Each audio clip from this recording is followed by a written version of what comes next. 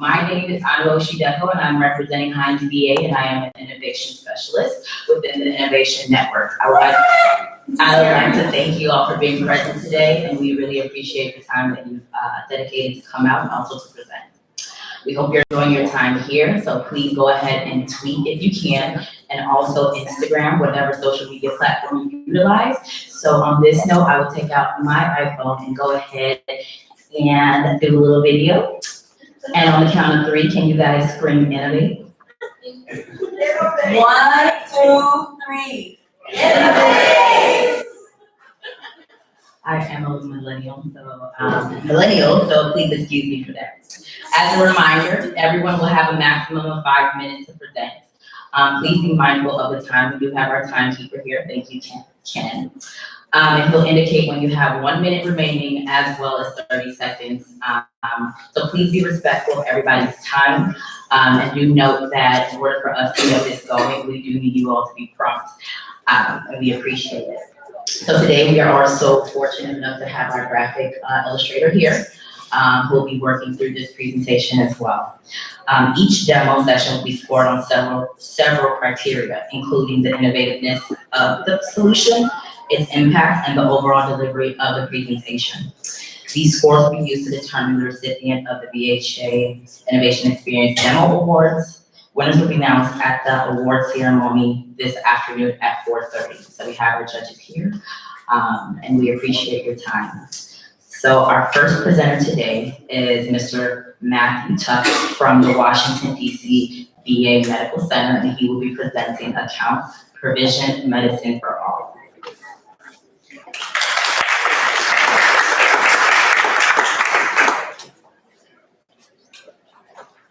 Good afternoon. My name is Matthew Tuck, and I serve as the site principal investigator for a consortium of NIH-funded researchers passionate about making precision medicine available for all groups.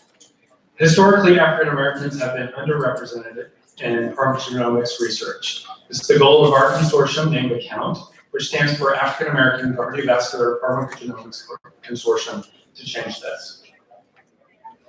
So I'd like to start by introducing you to Mr. W, a patient in our study.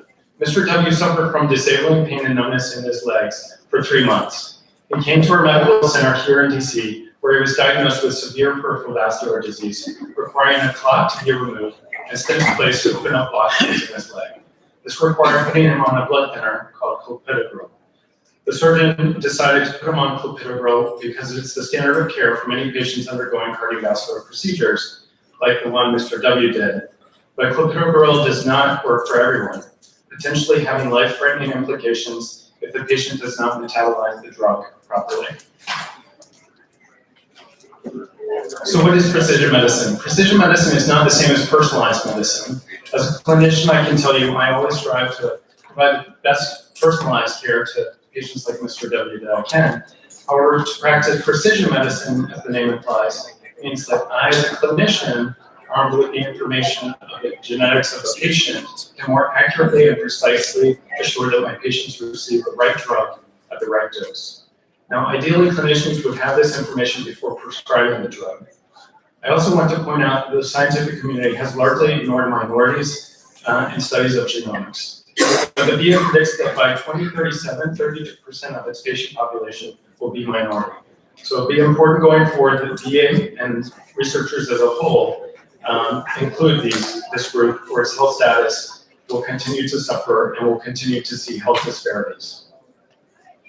So let me take you through the example of the drug Mr. W was prescribed, clopidogrel, a drug used in certain situations where knowledge of a patient's genetics could mean life or death. Clopidogrel is one of the drugs we're studying in our consortium. The drug works on platelets, which is your body's means of clotting, and is used to treat patients who have had heart attack, stroke, peripheral vascular disease like Mr. W. But if the patient doesn't have the genes to break down the drug, or if they have the genes that make them break down the drug more slowly, that could mean that they have a subsequent heart attack, stroke, lose a limb, or even die.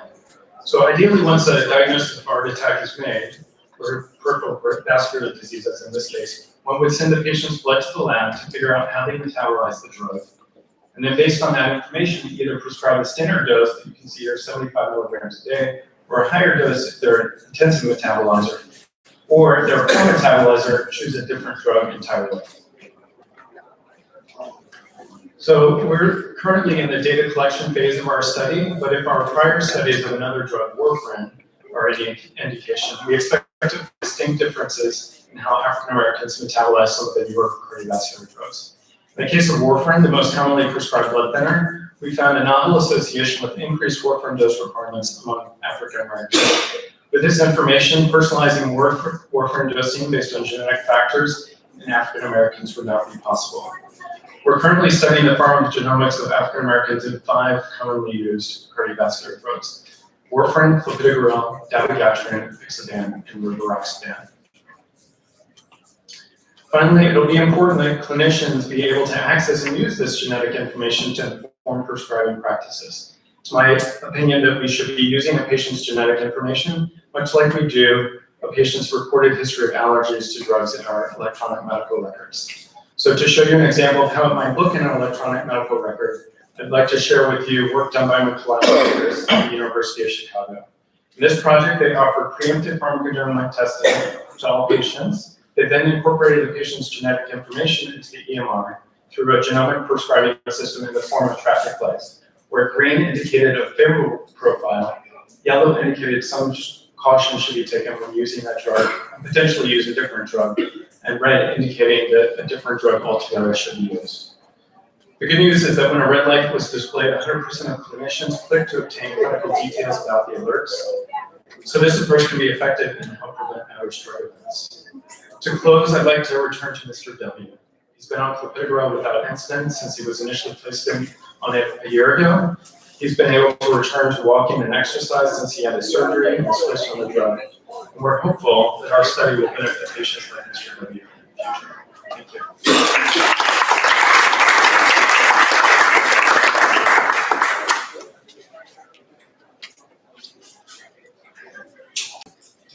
Thank you, Dr. Tuck. Next up, we have Tom Osborne from the VA Palo Alto Healthcare System, here to present artificial intelligence prediction of acute kidney injury, translation from bench to bedside.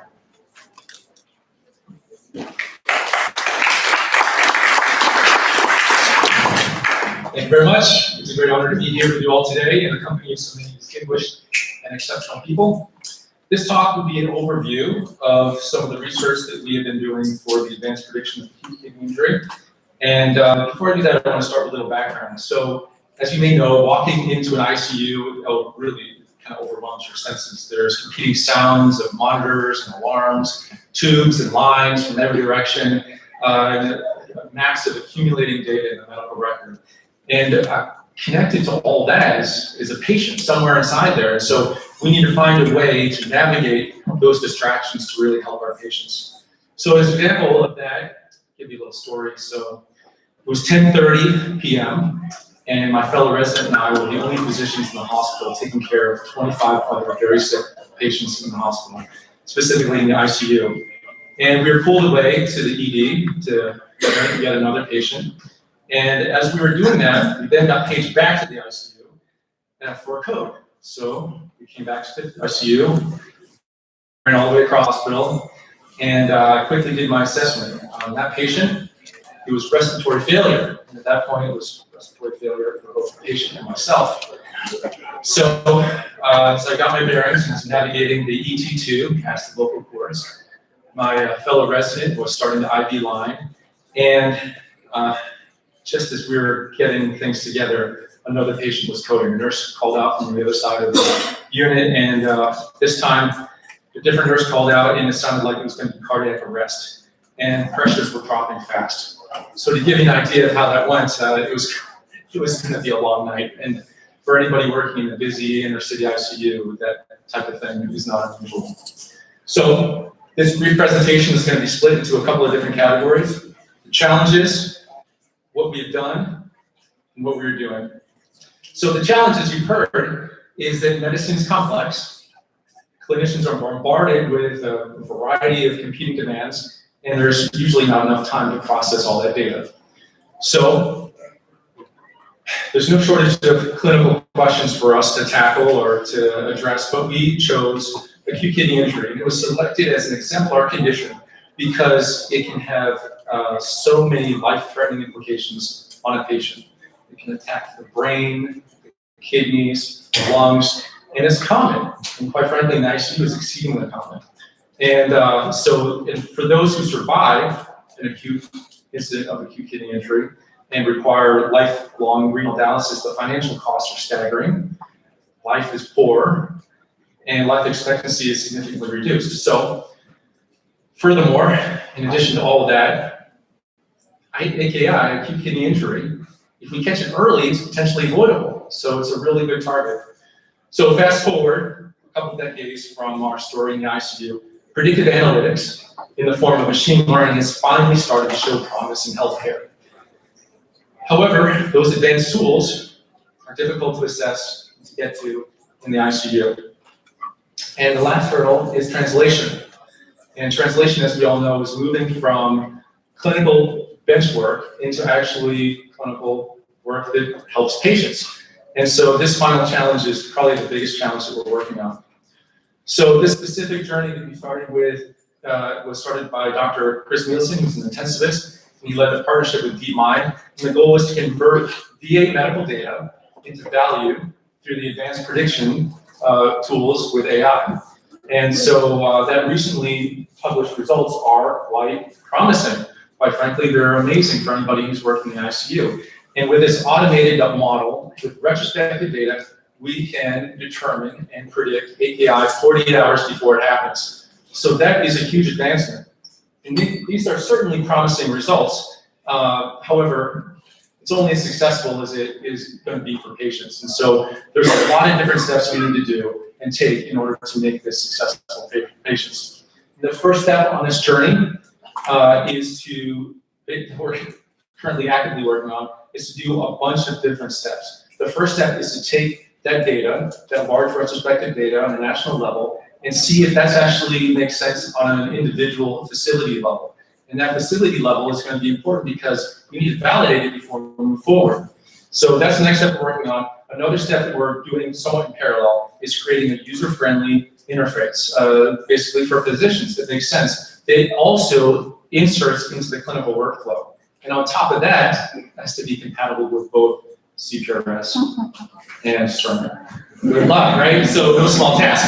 And after all of that is done, what we're going to do after all of that is really optimize. We're going to do a clinical trial, a prospective clinical trial, to ensure that this integrated system actually works as we intend, and we hope it will before we integrate it into clinical care.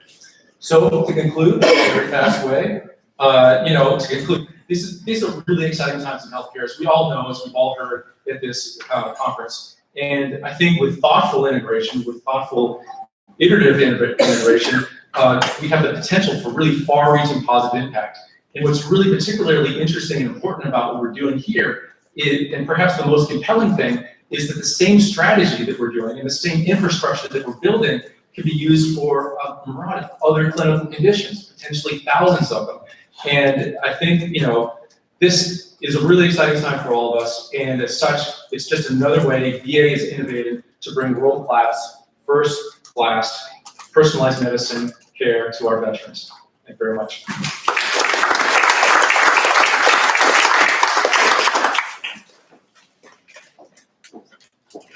Thank you, Dr. Osborne. I could definitely relate to having multiple colds at the same time as the previous nursing home administrator. Please help me welcome Dr. Sara who will be presenting hearing context for suicide prevention.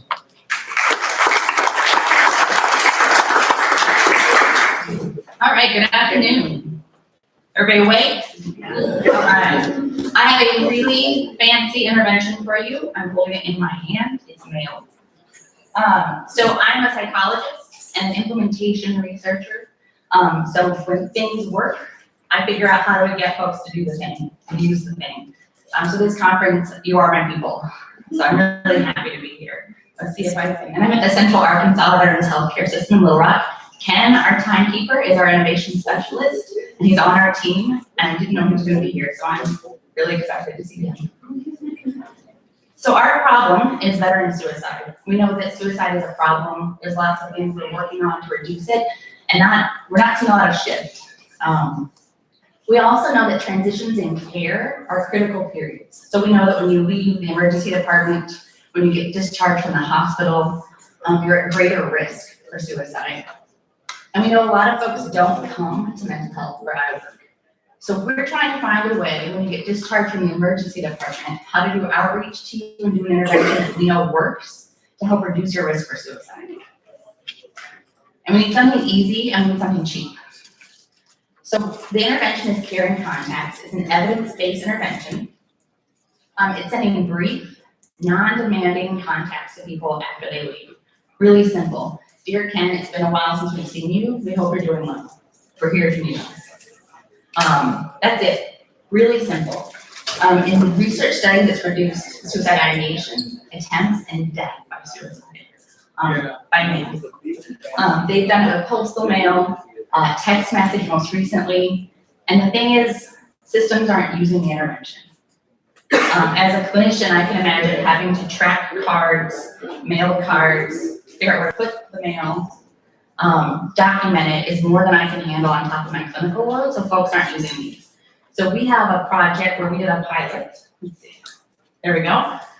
We worked at our facility to figure out how do we use this in a way that's sustainable and doesn't put burden on the clinician, especially in an emergency department where they don't have enough time anyway. So we did a bunch of qualitative interviews with stakeholders, so emergency department physicians, nurses, social work, health techs, and veterans, and our suicide prevention coordinators to figure out if we want to do this thing, how's it going to work, and how's it not going to work, and what do you need from us? We created an advisory board, so we had our suicide prevention coordinator, we had folks from the emergency department, we had we had someone who's an expert in Care in Contacts, we had an expert in implementation, and we worked through an implementation planning guide to figure out how do we make this intervention fit our setting and keep the important parts of the intervention so we stay true to research. So what we have, so I have these in case you want to see them. These are our cards. You can see, actually I think I have a slide with the cards. There you go.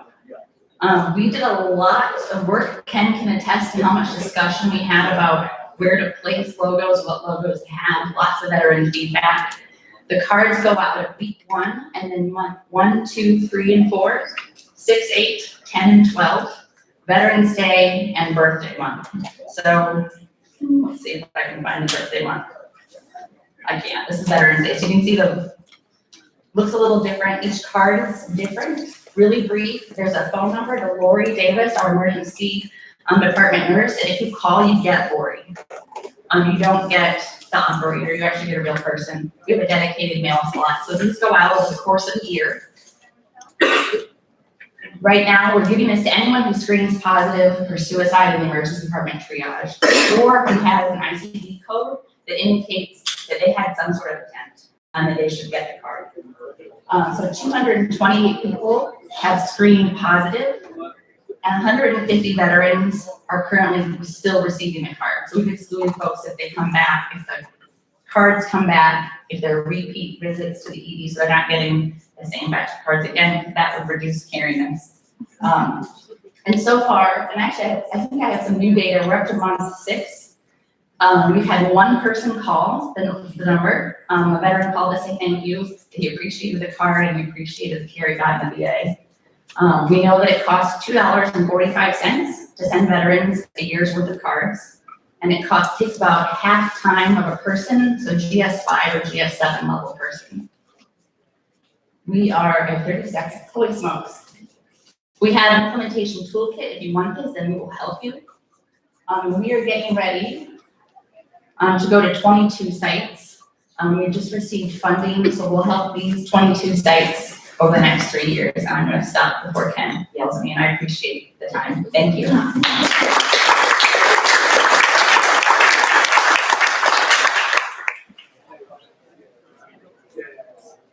Thank you, Dr. Landis. Next up, we have Luci Leykum from South Texas Veterans Healthcare System to present on the Eliza Doyle Center of Excellence for Veterans and Caregiver Research. Thank you.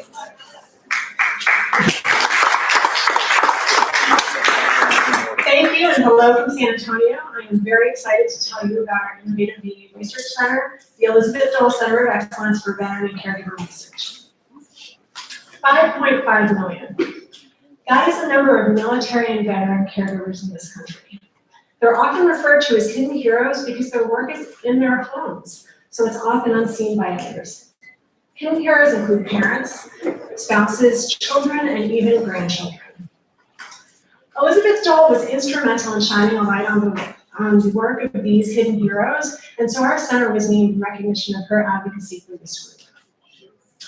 Caregivers are a critical factor in determining whether chronically ill or functionally limited veterans can stay safely in their homes.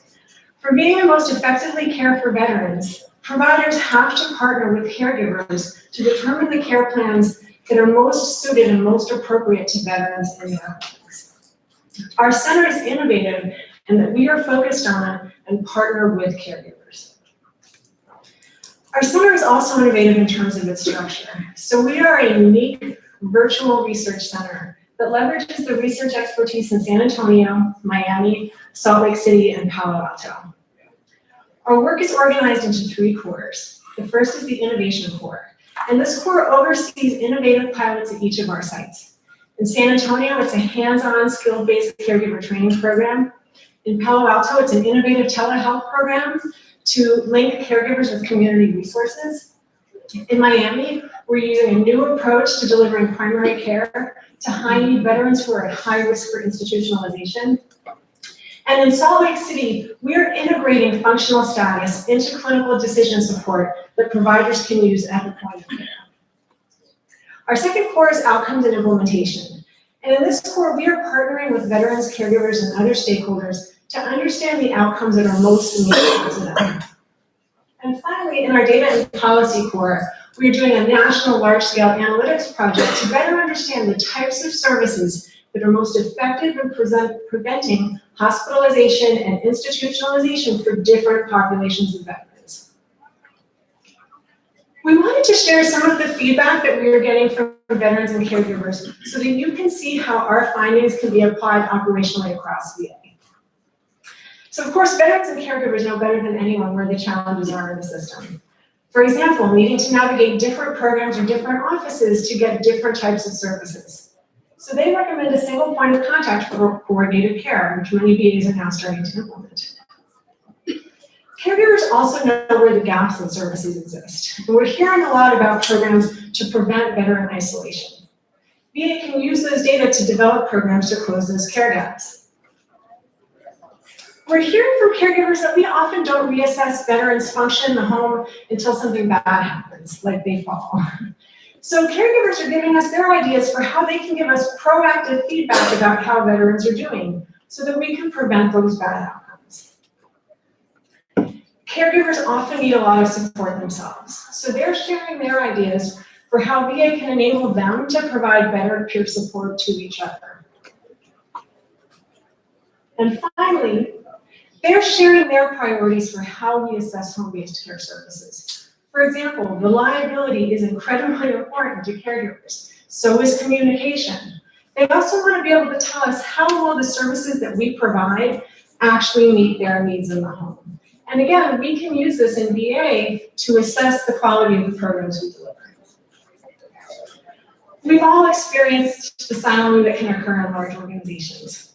And so we wanted to share this picture from our research kickoff to show you the final way in which we're innovating, and that's through our partnerships. We are working closely with VA researchers from across the country, besides just those in our center, and with operational partners such as the Veterans Experience Office, to ensure that the voices of veterans and caregivers are heard by policymakers and operational leaders, so that VA can deploy the programs and services that veterans and caregivers most need. All right, I did it. Thank you very much.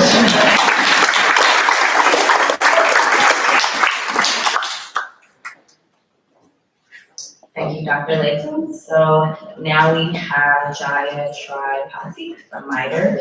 I'm here to present MAP, which is medication-assisted treatment.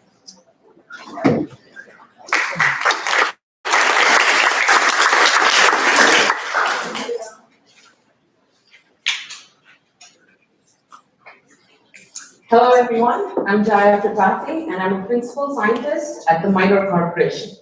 I'm very happy to be here today to present my research which studies policies for office-based medication-assisted treatment, or MAT. This work was funded by the MITRE Innovation Program. First, some background on opioid use disorder, OUD, and MATS. Earlier this year, the White House Office of National Drug Control Policy released the NDCS report, which showed that treatment gap remains as wide as ever, with over 20 million Americans aged 12 and older who needed the treatment, but only a little over 10% of them who actually received the treatment in a specialized facility. MAT practices combine pharmacotherapy, counseling, and behavior therapy. In order to increase the patient uptake of MATs, the Data 2000 Act policy was modified in the year 2016. It was modified in two ways. One, nurse practitioners and physician assistants can now apply for the waiver and the certification in order to do office-based MAT. Two, there was an addition of a third tier, which permits physicians to see up to 275 patients concurrently. Now, the long-term effects on public health and on individual outcomes is not yet known. It's not fully known because these changes have not been around long enough. In our research, we attempt to ask two questions. One, we look at the policy inputs and levers. What are the inputs and levers that result in, one, an increased uptake by patients, and two, once the patient has begun the treatment, what reduces relapse rates? So our approach is a hybrid one. We combine agent-based modeling and systems-based modeling, and the model is based on the diagram shown below, where you can see the transitions of patients from opioid-naive states to the various non-naive states. Now, to go from one state to the other, we calculate the transition probability, and we use real data for that, as well as over 50 parameters that were grouped or categorized into socioeconomic parameters, income, payment, geospatial, and so on. So in this slide here, I've shown three visualizations. On the left is the state of Indiana because our data is from Indiana. The red dots show the waivered physician offices in 2017, and as you can see, most of them are in urban areas. The top right shows the probability that a patient is able or willing to travel a distance D to the MAT office. It is a distance decay curve, and the decay rate is shown by the number on top, lambda. So the higher the lambda, the faster the decay rate, and the less willing or able the patient is to travel to MAT. Lastly, on the bottom left is a simplification of a patient trajectory graph based on work we've done before on a decision-making tool called MEDS, which we piloted. The green lines are buprenorphine, which is the drug given for office-based MAT. The length shows the duration. It shows you several things. It shows you dosage, tapering, duration. It also tells you if they visited the MAT regularly, were the visits regular. And lastly, the red lines show if they, while they were on MAT treatment, went and sought opioids, which are other opioids. Buprenorphine is also an opioid. That's shown by the red lines. They went and sought it from other sources. So the last slide here is, so what inputs and levers were the most impactful? Number one, prescriber-patient ratio was very impactful and resulted in an increase in patient uptake. However, our simulation tools showed us that, our simulation tools showed us that there was no difference between a prescriber, a tier 1 prescriber, or a nurse practitioner, or a physician's assistant. So while the ratio mattered, those specialties did not. But however, did matter was placing them in the MAT offices in rural areas and low-income areas. And that is what's shown in the comparator tool, the topmost graph, the red line that shows the farthest increased uptake. Lastly, what were the inputs and levers that affected relapse rates? Our simulation shows that fluctuations in dosage and irregular visits were responsible for the highest relapse rates. So to summarize, we have a suite of tools for detection, prevention, intervention, and treatment. And I thank you for listening to me today, and I look forward to collaboration with some of you. Thank you.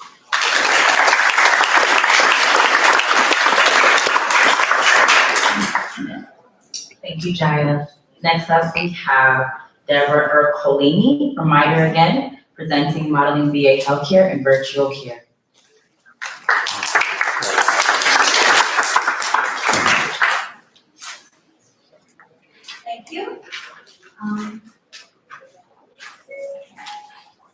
So as I was introduced, modeling VA healthcare, I'm Deborah Ercolini, and this is a minor innovation project. So what is the background? What is modeling VA healthcare? We hope to provide using modeling and simulation to help the VA achieve timely access to patient-centered, high-quality healthcare. And we hope to do this and show how modeling and simulation can help show the impact of alternative healthcare delivery models. As you notice, care is capitalized. So what do we mean by care? Care means capacity, the clinical workforce, access, the patient-focused healthcare, the resources, the personnel and physical and technical resources, and then the evaluation. That's the modeling and simulation that we'll present. So what is the problem and the idea? So the problem is we know that planning new healthcare delivery solutions is difficult. And so we have chosen to do a hybrid modeling effort like Jaya mentioned, where we look at agent-based simulation where we model the patients and the patient's decisions on whether or not they want to use a new healthcare delivery solution. We have two use cases. One is PTSD and telehealth, and the other one is mammogram services for services provided by VHA or whether or not veterans should use community care. The other part of the hybrid modeling is using discrete events, and that is where the modeling models the services and the resources. So we talked about in this last 2 days human-centered engineering. So on this slide, we have adopted some human-centered engineering, and we have put the patient at the center of this. On the left, you see a patient journey map, where what we do is we take the patient's journey through PTSD and how they're getting their services today using traditional healthcare delivery. And then we also weave in how they could get that delivery with telehealth. And so in any time you want to deliver a new healthcare delivery service, we could use this journey map to start the process. We've developed a 5-step framework, and so the journey map is one of the first pieces. To the left is where we gather the data, and for our PTSD use case, we looked at South Carolina. And on the top left is the prevalence of PTSD in South Carolina, and the bottom left is the travel distance that the patients have to travel in South Carolina to visit their nearest facility. So once you have the journey map and then you gather the data, then you build your modeling and simulation. As part of the modeling and simulation, you want to present these results in a way that will help decision makers decide how they want to proceed with this new healthcare delivery method. So we are using visualizations to show how changes would impact both the system and the veterans. So on the right, you can use the dashboard to change the telehealth adoption in this use case, and it would show you how the bandwidth is affected, how the capacity is affected, how many more providers are needed, how many more telehealth access points are needed. On the left, it shows you what would happen to the patient's wait times and the patient's travel distances if you adopt. If you use this dashboard to show how you might increase any telehealth adoption. And again, we believe that this is one use case for this approach, and it could be used for any of the healthcare innovative solutions that we've been seeing over the last 2 days. And so with our research, we have been using public data and we have been using synthetic data. And so where we stand today is we really want to partner with someone who has real world data based on the solutions that are being presented and pull that through our model and see if we can validate the model and figure out where would any of your solutions be placed next. Any additional data would also help improve the model confidence, and that is our topic. So thank you very much.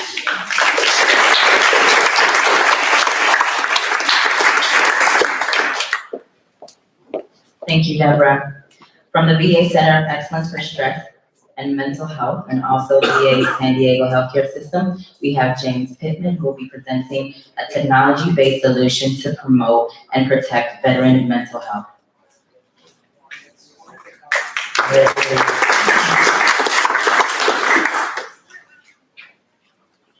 All right, so thank you. My name is James Pittman, and I'm going to be talking about potential. So as we heard earlier, veteran suicide, we know is a problem. Mental health problems also increase the risk of veteran suicide. We also know that the VA provides better care than veterans can get in the community. There's more access to evidence-based practices, and there are clinicians who are more versed in the culture of the veterans. However, most veterans who commit suicide are not engaged in VA treatment, and over 50% of the veterans who have mental health problems and need services are not engaged in care. So why is that? So some of the possibilities are that stigma caused by a VA focus on mental disorder is a problem. A warrior mindset that's trained into the military that is about overcoming challenges with skills and understanding to be effective could be part of it, or that veterans are not ready for treatment. Some of those are the answers that veterans give as well. So as a social worker in the VA, my training included the principle of meeting veterans where they're at, both physically and emotionally. So we sought a solution that was focused on engaging clients for veterans outside the VA in mental health promoting activities. So Potentia is an e-learning platform with a social component that is web and app-based. It's grounded in positive psychology, which is congruent with the warrior mindset. Instead of focusing on disorder, it's focused on resilience, building skills, optimizing psychological health, and wellness. Potential can be tailored to each veteran based on answers that they give when they initiate the program and prioritize to their ongoing screening questions. Courses are skill-based and written by experts in CBT, acceptance and commitment therapy, mindfulness, and other third-wave behavioral treatments. Some of the key features, and you can see some of the programs that, some of the trainings that are available within Potentia. There's 27 total available, and there are about 160 exercises that are also available. There are 10 audio guided meditations, 20 articles that are educational, and the system is interactive and customized based on the veteran's interests and input. Veterans can set reminders, they can earn accomplishments and complete screens along their journey. The underlying system, which is important, can utilize text recognition and the result of the screens to recommend local VA resources for veterans and also refer them to the suicide hotline, especially at opportune moments based on where they're at in their training. So where we are is we have 2 small preliminary studies that have shown positive results after 2 months use of Potentia that improved 19% in general mental health, 12% improvement in psychological well-being, 21% in self-efficacy, 11% increase in hope, 10% increase in optimism, 15% increase in resilience, and decreased depression by 40%, and 35% for decreased stress. So now we are looking for funding to conduct a demonstration project that will evaluate veteran satisfaction, make improvements if necessary, and show that we can engage non-VA veterans in use of Potentia. We can identify those who do and be able to show that they are able to increase psychological functioning and well-being as a result of the Potentia tool. And finally, through positive psychology-focused introduction to common mental health treatment techniques and well-timed information about available services at their local VAs, we can prepare and link veterans to mental health and suicide prevention services through the VA. So if you're interested in learning more about this project, come find me during the reception. If you're a wealthy benefactor that's willing to participate in funding our research, we would love to have you, so come find me. Thank you very much.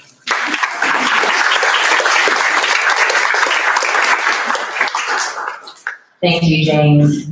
Next up, we have Tonia Korves from MITRE, who will be presenting on platform for accelerating knowledge capture.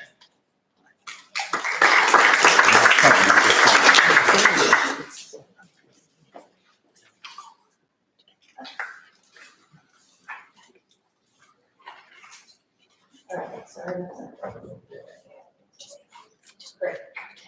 Hi there, I'm Tonia Korves, and I'm going to talk about work from a MITRE-sponsored research project that focused on accelerating captured knowledge.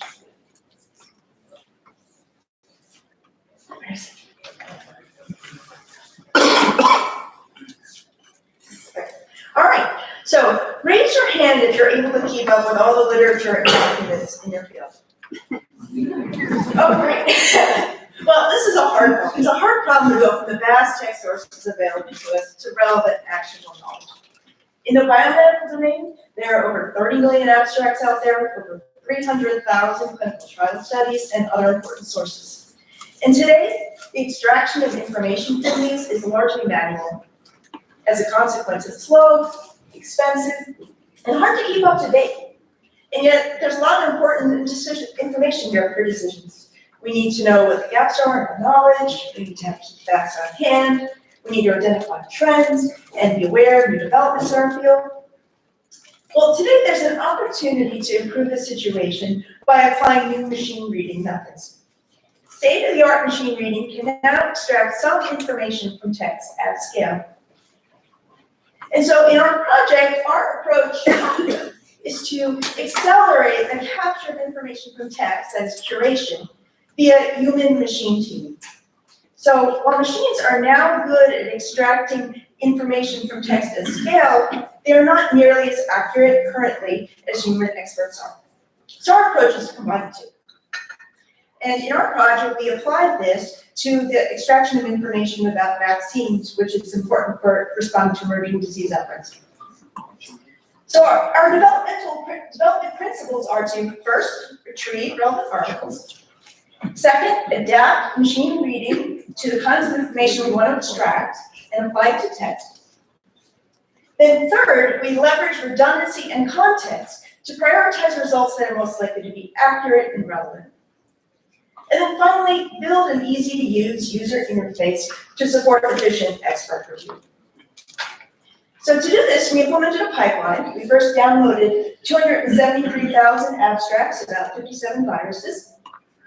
We then applied machine reading to extract information from individual sentences, such as virus and vaccine type. And then we applied scripts to automatically group like results, and then assign to them an evidence score based on the amount and quality of evidence supporting them. And this is used for ranking. And then finally, we use these results to populate a user interface for curation. Oh. Sorry. There we go, perfect. Okay, all right, so here's some images from our prototype curation platform. So the first thing an expert sees is a screen where they can select the information they want to search for. They can select a virus, here Zika. They can select an information type, here vaccine type, to search. And then what appears on the next screen is a list of aggregated results that are sorted so that those with the most evidence supporting them are on top. Then the expert can click on one of those results, and then they see a list of the sources that the machine reading found information in. In this case, it's publications with years, again associated, again ranked by the amount of supporting evidence. So then they can click on the source, and then we see information from that paper. So we have a hyperlink to the document, we see metadata about the paper, and importantly, we see the individual sentences that the machine reading found supporting evidence in. And then the expert can go and review those individual sentences and decide if they support the information extracted or they don't. And they can choose that from the menu. And then they can hit submit. And once they hit submit, then that information that they've approved can then go to a knowledge base that others can then use as a source of information. So this is an approach that where we're using machines to be at scale so that it can be comprehensive. It's human in the loop, so to foster accuracy. And we think it's adaptable. So when we've applied this to vaccines, we think this should be applied to other domains, such as extracting potentially clinical information from health records. And if you'd like to talk about it further, I'd be happy to talk to you afterwards. Thank you.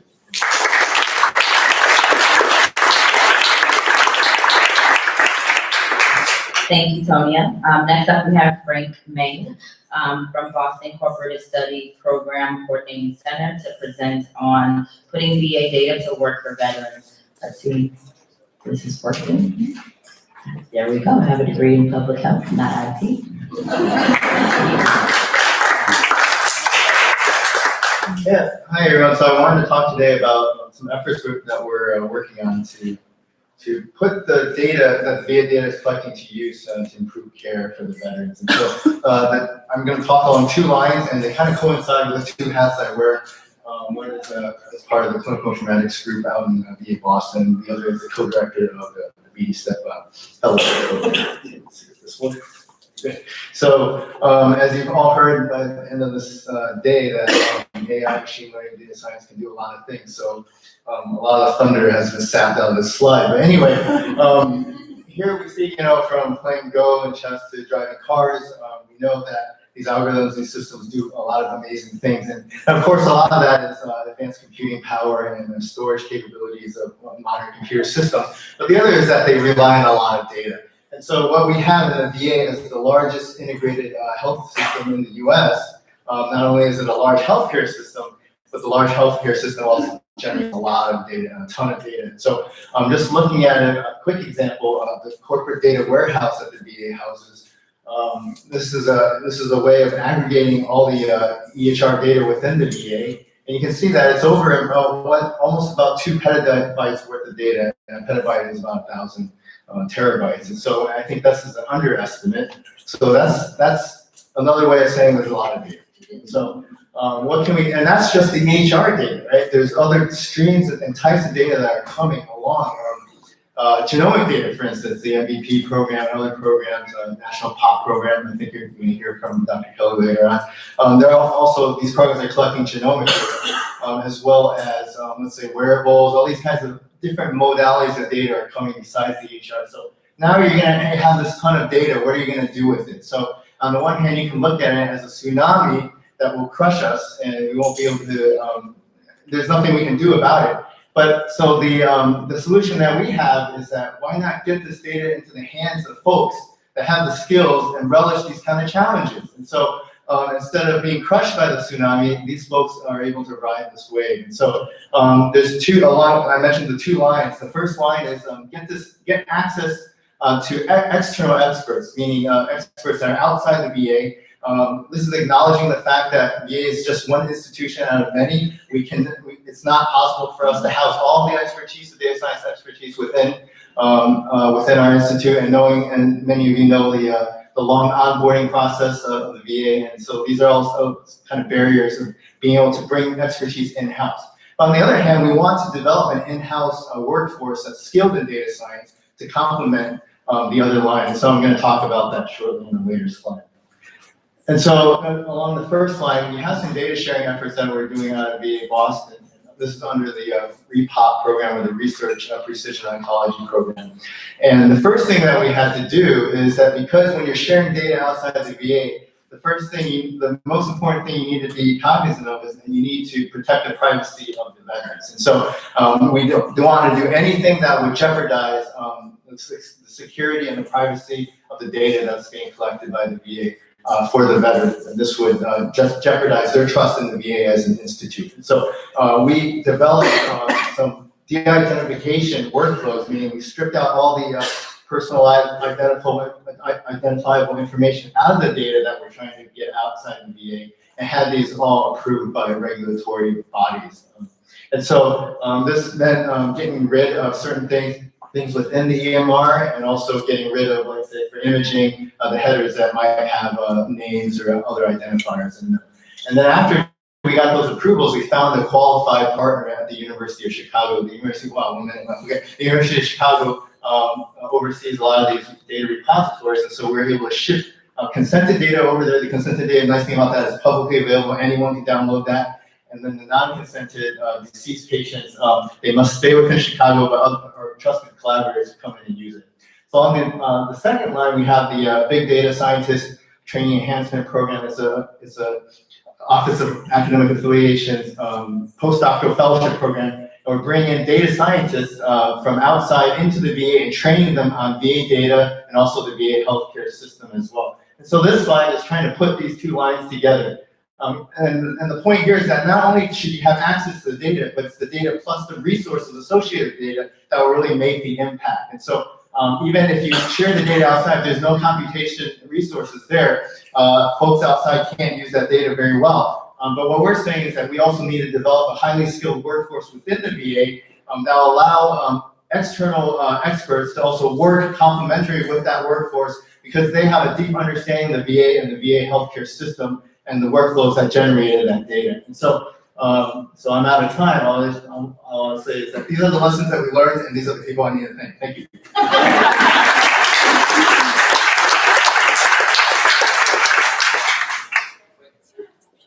Thank you so much, Frank. Next up, presenting telemedicine for opioid use disorder treatment, we have David Moore from the VA Connecticut Healthcare System.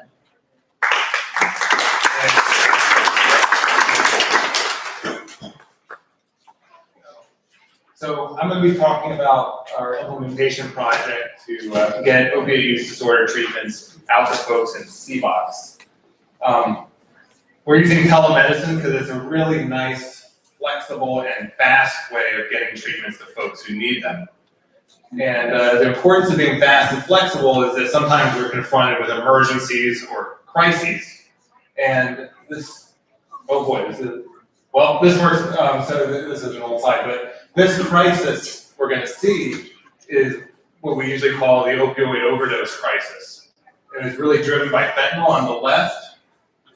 What you're going to see is what happened in Maine over the last 10 years with this nearly quadrupling in fatal overdoses, very rapidly fueled by fentanyl and similar drugs.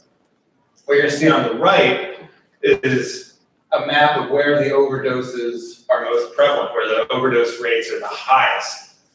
And what you can see is they're really clustered in the northern half of the state, the most rural part of the state, and the place with no buprenorphine providers. So the three blue CBOX at the top of the map, those are some VA CBOX that don't have buprenorphine providers. And buprenorphine is the treatment of choice for office-based management of opioid use disorder. The green line is the southern half of Maine, and those are all the places where VA Maine has kind of flourishing buprenorphine programs. And so I direct the clinical resource hub for Vision 1. And what we worked out together was trying to figure out a way where maybe we could use telehealth to get buprenorphine to the northern half of the state, while VA Maine focused on the southern half.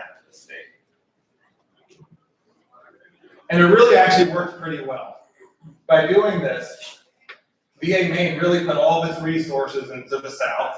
And you can see they had a 40% increase in the number of patients receiving buprenorphine compared to 9% nationally. And then in orange, that orange line going up, that's our tele-buprenorphine patients.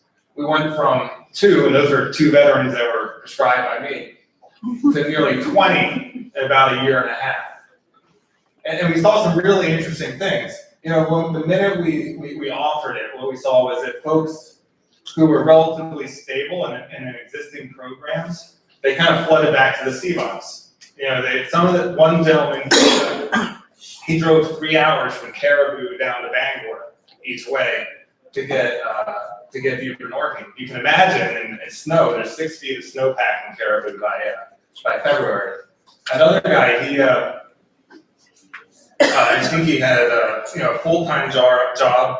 He was commuting about an hour each way, and then he also had to try to figure out how he was going to get to a buprenorphine clinic. And finally, kind of as word got out, what we started doing was getting referrals from primary care providers, but also from technicians. So the telehealth technicians that we work with, they knew the folks in their community really well. We would get referrals from them, nursing staff, and then finally we started getting walk-ins this summer, which is actually really cool. Because that's kind of the goal. You want to capture somebody while they're really in crisis. And And what was really nice about this was how flexible it was, because one provider could cover 3 CBOCs. You didn't have to train anybody new. VA Maine provided the pharmacy services, it provided the urine toxicology and the nursing, and we provide the X-waiver provider, the buprenorphine provider. And so the next steps, really, this map kind of sums it up, and it really underestimates the problem. In red are all the counties in America that don't have buprenorphine providers currently. And if you were to include VA buprenorphine providers, that map would really expand. So there's really a shortage. And the bottom doesn't really show up very well, but what you can see is all the CBOCs currently were serving, or at least a year ago, telemental health services from hubs. And so one of the things we're really focusing on is trying to figure out how to get the new clinical resource hub program. So we're a clinical resource hub to train folks in buprenorphine prescribing within that. So we've opened up 4 virtual X-waiver programs to train people in buprenorphine. We're working with a local buprenorphine echo in our medical center to train rural sites. And then we're working with Query. We just got an extension of our grant for another 3 years, working with both Vision 7 and then 3 other medical centers in our Vision to expand it. And I think I'm all out of time, but I'm done.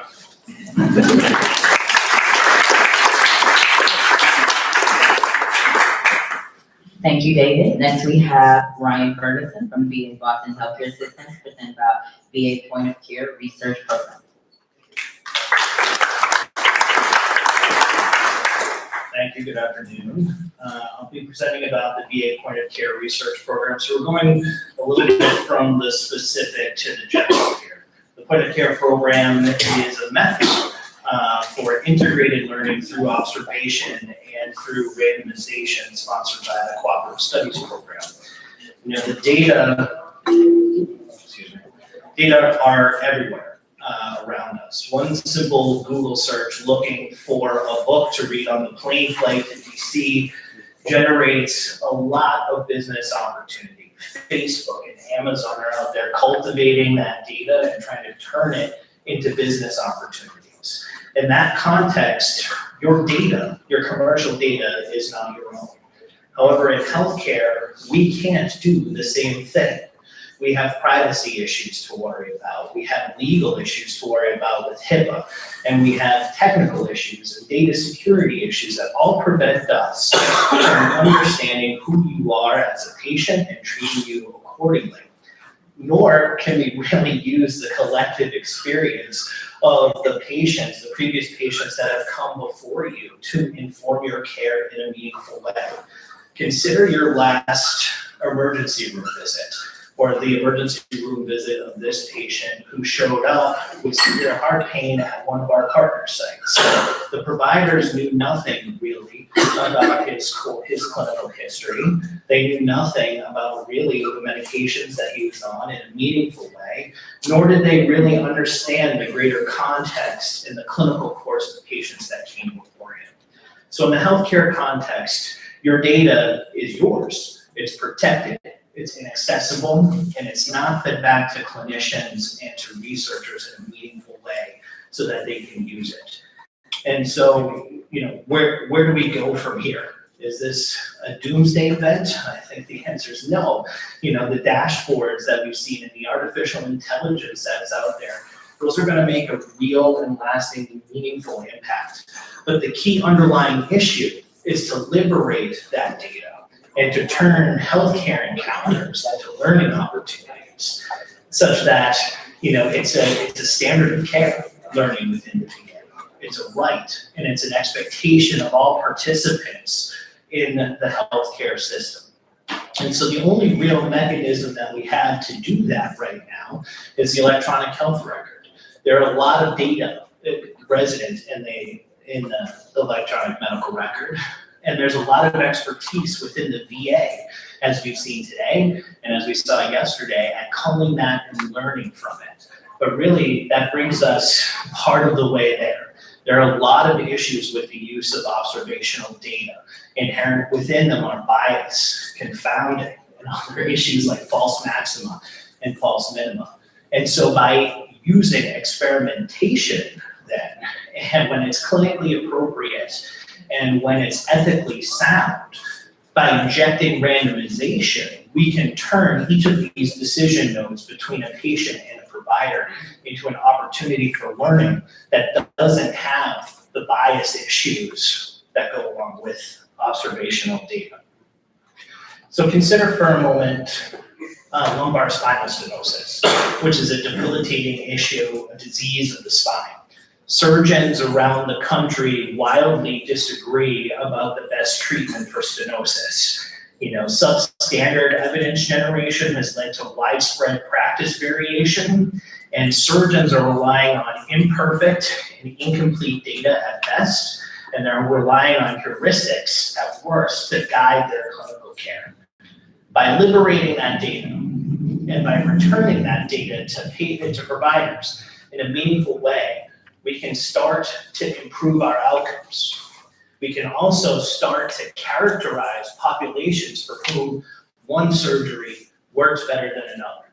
And when there is no consensus, we can identify a common equipoise standard where we can introduce randomization and turn the VA healthcare system into a learning healthcare system where all patients and providers and the entirety of the system are knowing and engaged partners in that. That is the essence of the VA point of care program. And in particular, that is the VA SOLID study, which is a next generation clinical trial looking at spinal stenosis outcomes. This is not fantasy. You know, we have engaged thousands of patients and thousands of providers in this, and we've learned a lot. In order to get to where we need to be, we need to address the cultural standards of, we need to address the cultural barriers and make everybody who demands evidence-based medicine part of the evidence. Thank you.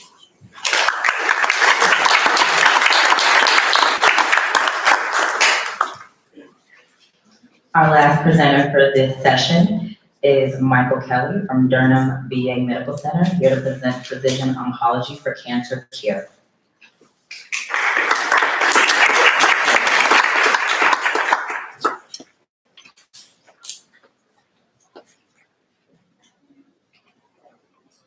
I can keep going. On behalf of Michael Kelly, thank you. I would like to thank all the presenters today, our timekeeper, and all of our judges. We really appreciate the time that you all took out to be with us today for this session. We've learned plenty based on research and practice and programs, and also projects that are happening throughout all of our VA facilities and also our organizational partners. So please come to the session at 4:30, where we will be announcing all of our finalists and those who will be winning all the awards. So thank you again, and have a great evening.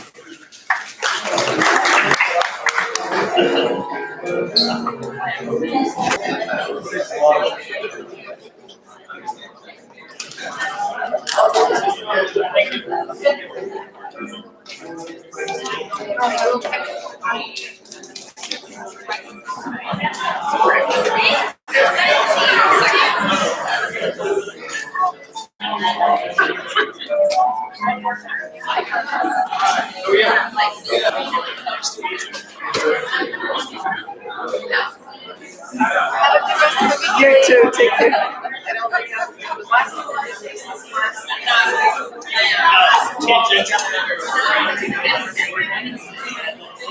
It isn't blind, like,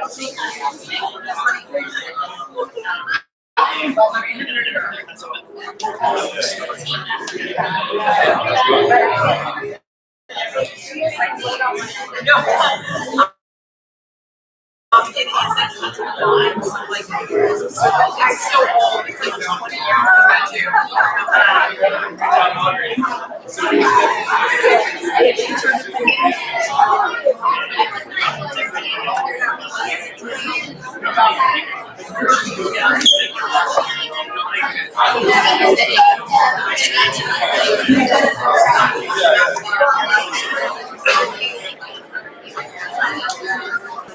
Really?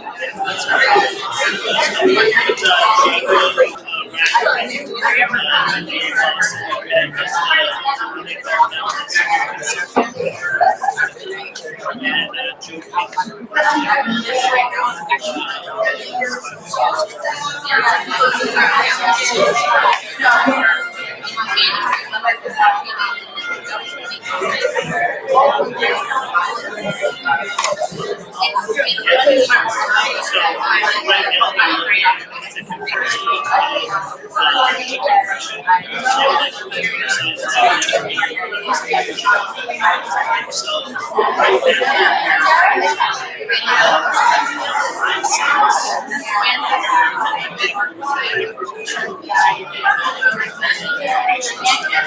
Hi, Brent. How's it going? I want to introduce myself. I'm Soho. We talked on the phone a bunch. Oh my I work God. for yeah. Oh, it's so So good nice to meet you. Good, good. How are you doing?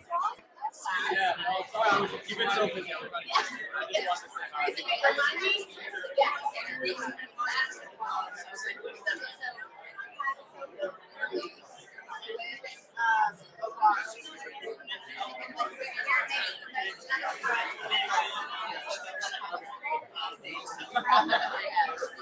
This has been amazing though. Yeah.